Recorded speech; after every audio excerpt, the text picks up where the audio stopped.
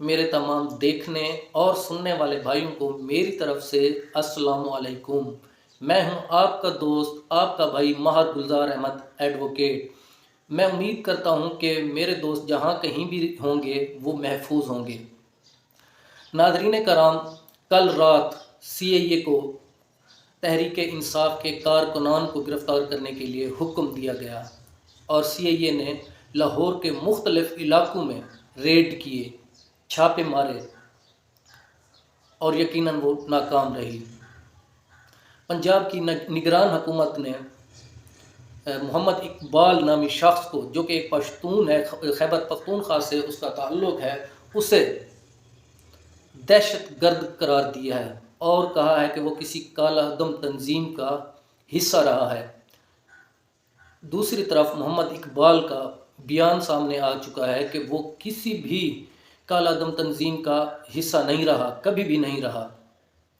اب اس بات پر پوری خیبر پختونخوا میں پشتون برادری میں تشویش پائی جا رہی ہے کہ کیا ہم پٹھان، ہم پشتون، کیا ہم کوئی دہشت گرد ہیں؟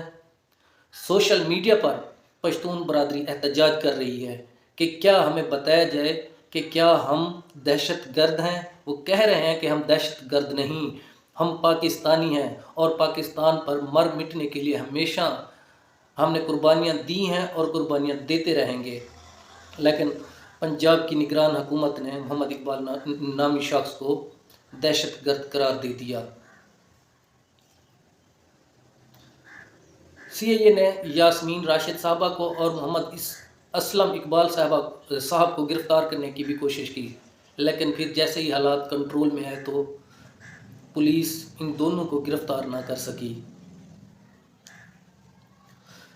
ناظرین کرام، آپ کو پتہ ہوگا کہ نواز شریف صاحب کئی دنوں سے ایک گانا گنگنا رہے ہیں کہ وعدہ کیا تھا نبھانا پڑے گا۔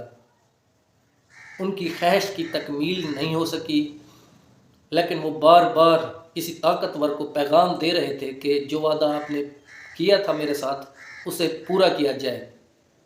وفاقی حکومت جو کل تک بیان دے رہی تھی کہ ہم ہر صورت میں عمران خان صاحب کو گرفتار کریں گے، عمران خان صاحب ایک فتنہ ہے، لیکن آج ان کے بیان کچھ اور ہیں۔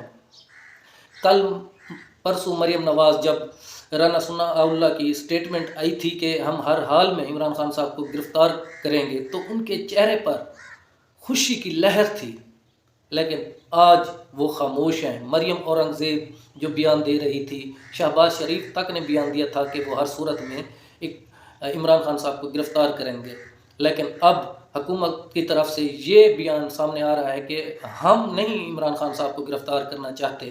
عمران خان صاحب تو عدالت کو مطلوب ہے، اس لیے عمران خان صاحب کو عدالت طلب کر رہی ہے، اس لیے انتظامیہ انہیں گرفتار کرنا چاہتی ہے۔ ناظرین کرام، پوری PDM اب اپنی سابقہ باتوں سے بھاگ رہی ہے، کیونکہ اب پوری PDM کو ڈر ہے کہ وہ جو کچھ کر رہے ہیں، جو کچھ وہ عمران خان صاحب کے ساتھ کر رہے ہیں، ان کے کارکنان کے ساتھ کر رہے ہیں، جو باقی PTI کے سیاسی قیدین کے خلاف کر رہے ہیں، خدا نخواستہ اگر کل کو عمران خان صاحب کی حکومت آتی ہے تو یہ سب کچھ جو وہ کر رہے ہیں کل کو ان کو بھی بھگتنا پڑے گا، کیونکہ انہیں پتہ تو ہے نا کہ وہ کرپٹ ہیں، چور ہیں، پورا پاکستان لوٹ کر کھا گئے ہیں۔ تو عمران خان صاحب نے تو ان کا حساب لینا ہے نا، وہ اب اس حساب سے ڈر رہے ہیں اور پیچھے کی طرف ہو رہے ہیں، اپنے بیان سے مکر رہے ہیں جو ریکارڈ کا حصہ ہے۔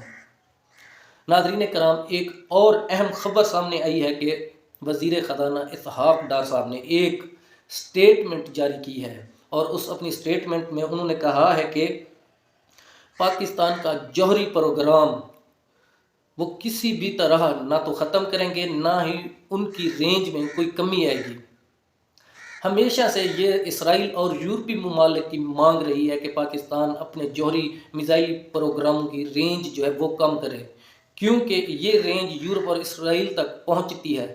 اب ہمیں اس بات سے وزیر خزانہ اسحاق ڈار کی بات سے یہی سمجھ آ رہی ہے کہ شاید IMF نے ڈیمانڈ کی ہو کہ پہلے پاکستان اپنے جوہری پروگرام کی رینج کم کرے، پھر ہم ان کے بارے میں کچھ سوچتے ہیں۔